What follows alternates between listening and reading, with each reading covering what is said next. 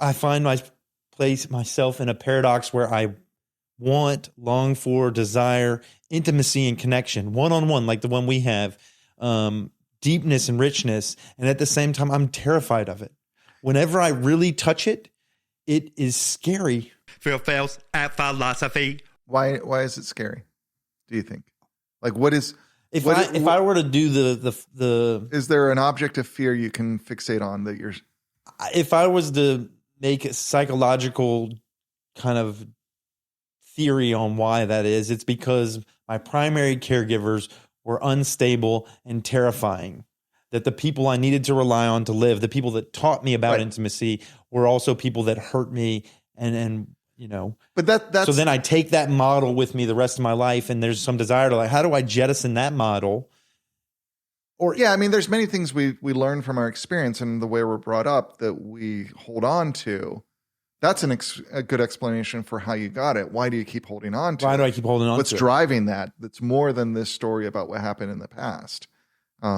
What's like the Buddhist, how does it serve me? Yeah, the Buddhist answer, I think, would be what you're really scared of is that it will go away. That if you invest yourself in this connection with this person, at some point it'll be gone and it'll hurt even more. I'll lose that connection. Right. It's that. And maybe that's an abandonment story, right? Yeah. But that's like, to some extent, the whole thing we're talking about is like a story that's like, everything in reality is going to abandon you, dude. None of it's real. Yeah, the foundation. Right. We're saying like, oh, now this relationship is a foundation. Right. But it is impermanent. Right. I could pass away today. You could pass away. So there is no... And I think the wisdom of this tradition is like, learning. That's why that compassion is such a key point. It's like it's teaching yourself to love in a way that is about letting go of your need to be there instead of grasping. Right. There is something I think real about this sort of notion of the second noble truth seems more like people always cite the first noble truth, right? The existence of suffering. And the other one is suffering comes from craving or grasping or desire, however you want to translate it. Want. Yeah. That grasping, that holding, that desire. I think there's a real insight there in the tradition on how much that does make it harder to just experience that connection with someone and instead worry about it going away. So in the same way I use mental energy to hold Philip together. Right. To tell people this is what Philipness is. This is what Philipness is. I'm also holding the idea that deep intimacy is scary. Right.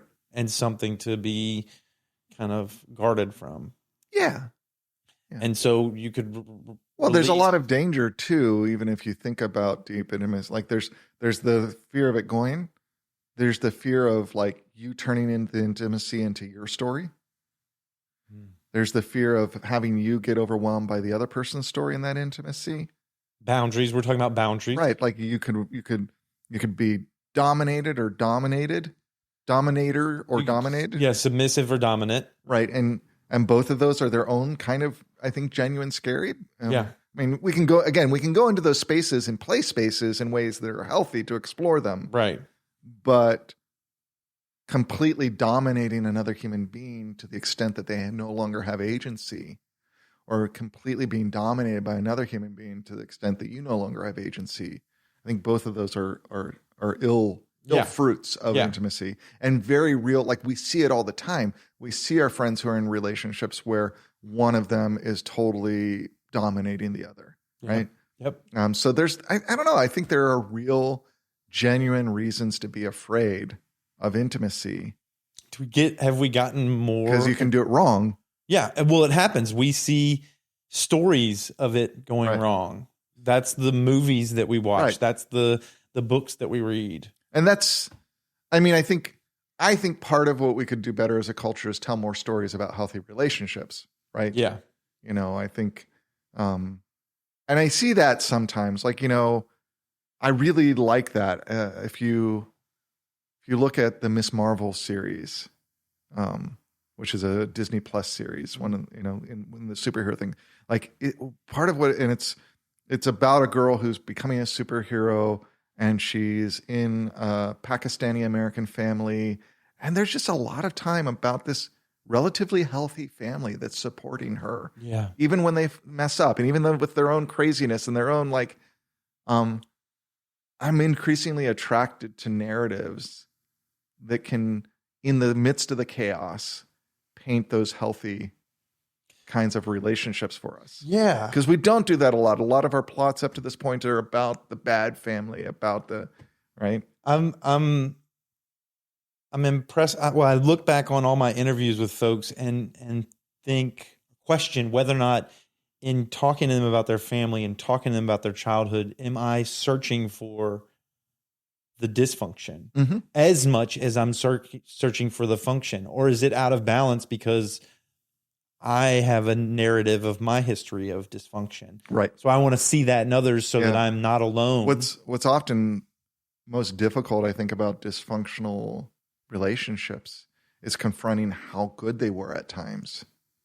Yeah. Right. Because we want to do a 'Cause absolute. we just want to like, that was It's just dysfunctional. There was nothing that was good, but you got to imagine there had to have been some gravitational pull, some magnet that brought us. There had to have been some positive yeah. that either went away or Right. There's something, that went away or was always there, but just we started the taking toxicity was there too. Well, we took our attention to something else. Right. Because right now in this house, there are insects. Right. That if you think they're gross, that's fine. But you can go look for them and look at the insects and be like, I'm grossed out. Or you can look at, you could be heated by the warmth of a fire, or you could be heated by, it's where you put your attention. It is. But you can't just put your attention in the good, because then you become vulnerable to real abuse. Like you can just be like, oh, everything's good. And really you're just in an abusive relationship that you've convinced yourself is otherwise. Right. Or you're an abuser in a relationship and have convinced yourself otherwise. Man.